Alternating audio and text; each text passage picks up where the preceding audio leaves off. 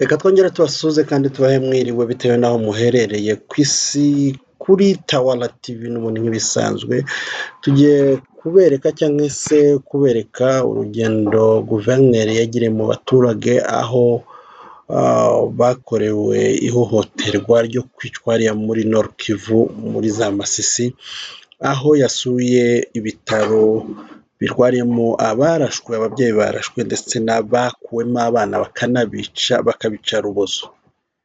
Ni akababaro gakomeye, ni agahinda gakomeye. Wowe utarakanda subscribe no gukora share, kora share, comment kugira ngo ibiganiro n'amakuru nk'aya bizajye bibagereraho igihe.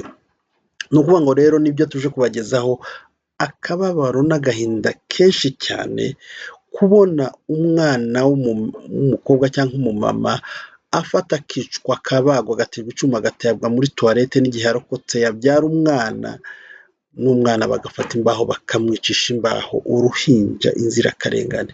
Mwumve ubwo bugome bw'interahamwe, mwumve ubwo bugome bwa Wazalendo na FARDC bari gukorera abaturage b'abakongomani.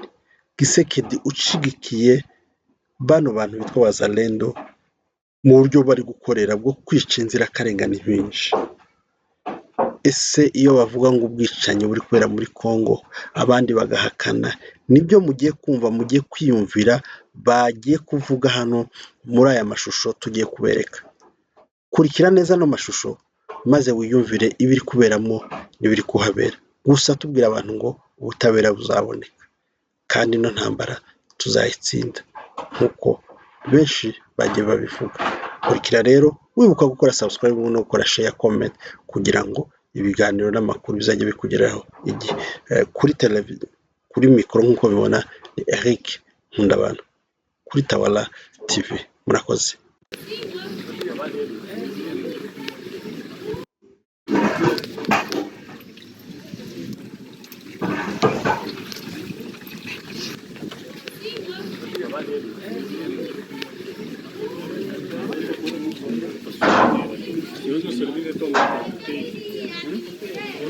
Sigo. Hola mutu kwa.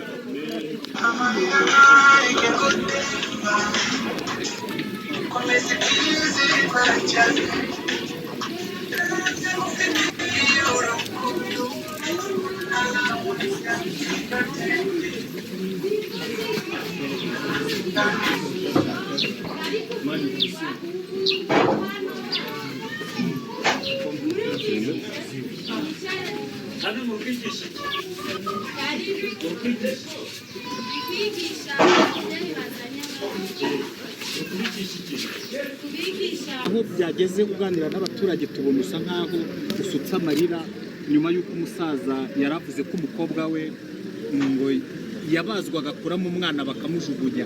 Yabazwe na bande, byakozwe na bande?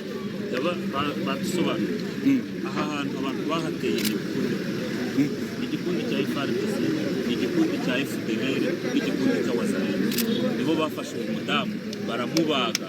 Tugiye kumureba tuvusobanura. Ni ibintu by'agahinda cyane biri gukorerwa muri aka karere.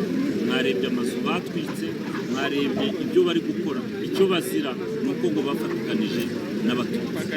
Umva ni ibintu ntabwo abaturage batuye hano ari abatutsi. Abaturage batuye hano ni abahutu n'abahutu, kuko abaturage baturiye kimwe, ariko barazira kuko ngo bafatikanije n'abatutsi. Umva ni ibintu bidatandukanye n'ibyabaye muri 1994 mu Rwanda. Ni ibintu by'ivangura bya Gisekedi tudashobora kwemera n'abantu bafatikanije tuzabirwanya. Hari igikorwa cyo gutanga amabati, byo byari bigamije iki? N'amabati barabatwikira, interahamwe zaraje nawe Wazalendo na FARDC batwikira abaturage. Niba batwikiye, Gisekedi yafunze banki, ntabwo abaturage babona ahantu bakura amafaranga ku banki. Urumva twabonye ubuyobozi bw'icyaro babonye ko abaturage batwikiwe, baravuga guverineri genda kuje hariya murebe bari abaturage batwikiwe, mubaha amabati kugira nabo bongere babone ahantu bikinga. Murakoze. Akimubise mu nda, ubwo rero arangije rero gendagira mutuje ngera abantu mwe barangije mugere mu rugo Kinigi baneye igisu.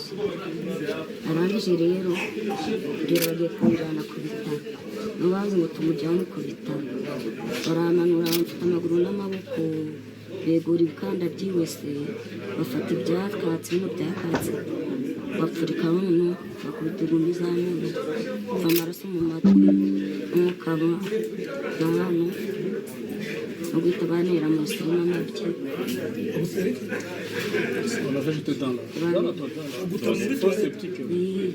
Bamaze kubona amasiri n'amabyi, arangije yawe se kuva amahirwe ntiyandengera cyane, iringanira n'ubwo umusatsi, ngwana nayo mba mvuyemo, njya naraho bacukuraga ubutaka bwo guhumesha wese, arangije waba ariho nihisha, barasamo amasasu 3 bagira banyishe, bamaze kubarasamo, arangije rero niho hasize iminsi 2 uri muri toilette naravuyemo ndaho bazakura ubutaka bwo guhumesha wese, numva igiseke kiramfashe cy'umwana, ndamubyaye, maze kumubyara ari muzima, arangije rero nabwiye yaboneka mwanira urwembe nkagenya umwana hano kubera iba kinera icyo gisu, ari urunungana n'inyama ukwerera waribunze n'ibiraso.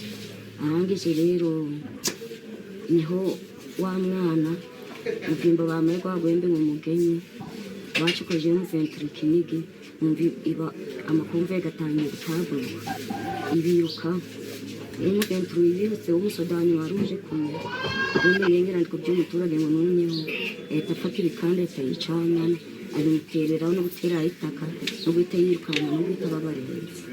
Umuzarendo aragaruka yica umwana, yica wa mwana wari umaze kubyara, amukubita ibikanda no ibikanda n'ibimeze nk'imbaho, amutera itaka arirukanka aragenda. Uwankuyemo rero sasa ni umugabo waje kunya n'ababyeyi baje gusoroma imyuka, bakora nyine ababyeyi bariruka birusaba bakundisha ikintu kivuye munsi, kandi urushinge twarumvishije ubundi bamutaye muri wese, banamuteye n'ibiti.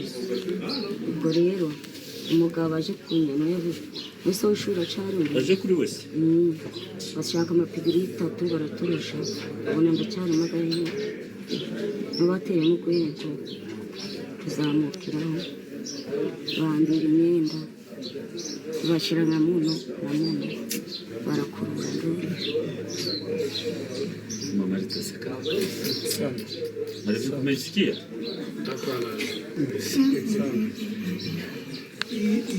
huyu mama walimkamata wakaeleza kama alitumika na MDF ndio chanzo.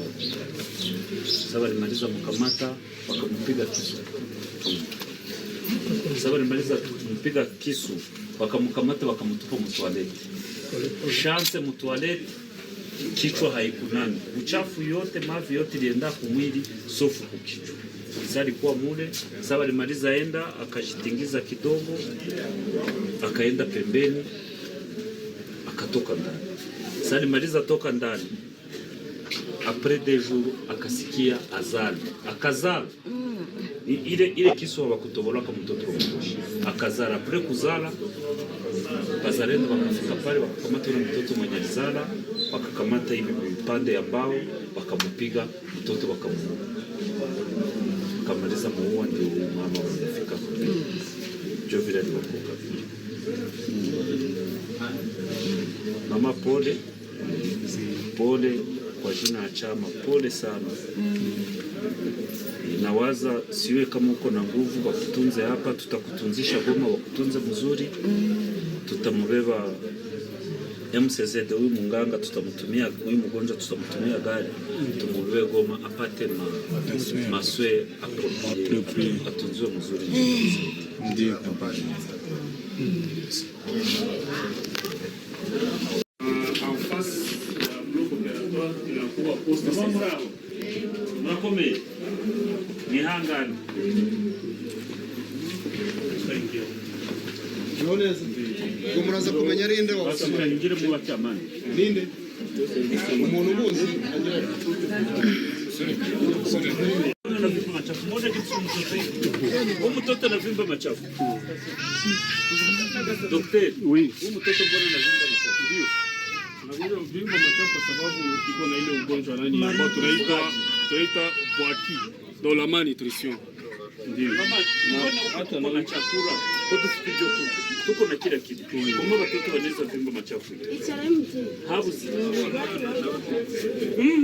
oya kara gasatsi nari amatama nagari kagaruka abantu barwara chakula hapa mihindi mitama iko kumwe batoto baneza gonjwa nani waki una huyu gensi unababashije wewe mwenye uko unabafundisha unawauliza wanakujibia nini wale watoto wanagonjwa mpika masasi kwa huyu naye bali mpiga hapana ule baba wako yeye iko wapi Bon, capacité tuko kidogo excellence. Fait toi mon besoin. Tout tunakosa na kukutia sama bagonjwa.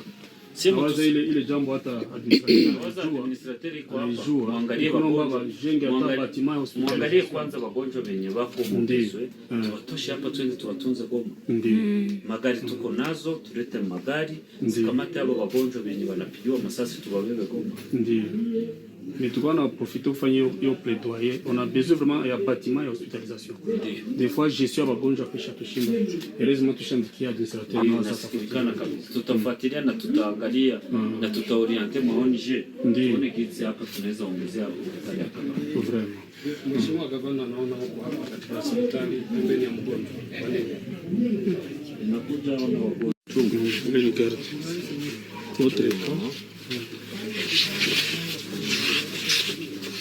Mama na wewe walikupiga masasi? Walikupiga masasi wapi?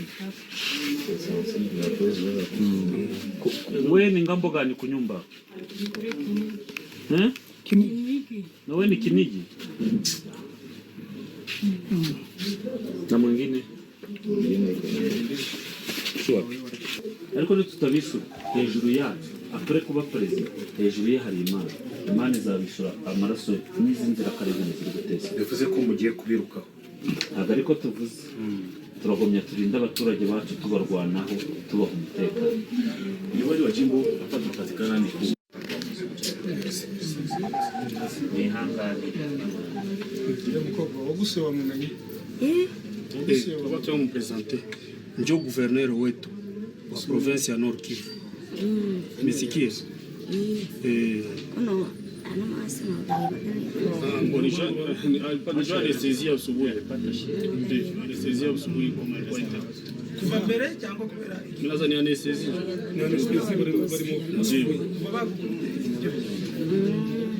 bazakuvuruza akira. Ndio. Igira icyizere sibyo ubuyobozi bugiye kugukurikirana amafaranga wengine kitu abambie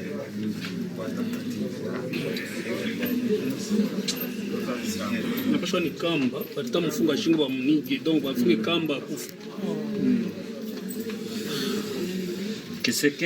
Kisekedi na watu yake FDLR na wazalendo, Mungu hawezi kubali vitu vibaya vyenye wako nafanya wafanyizie raia yetu. Mungu hawezi kubali, tutawapiganisha na tutaweza vitu. Tutabashinda, tutawapiganisha na tutawashinda. nuwo wabuze bahita banica igisura bahise bamwica. Ninde? Uwo wabuze banica icyo gisura Wavuze ko bakigutera ninde? Yitwa yitwa Mugongo mubanire na alikufa. Alikutakia mabaya akakufa. uzakira. Asante, Mungu akuchunge.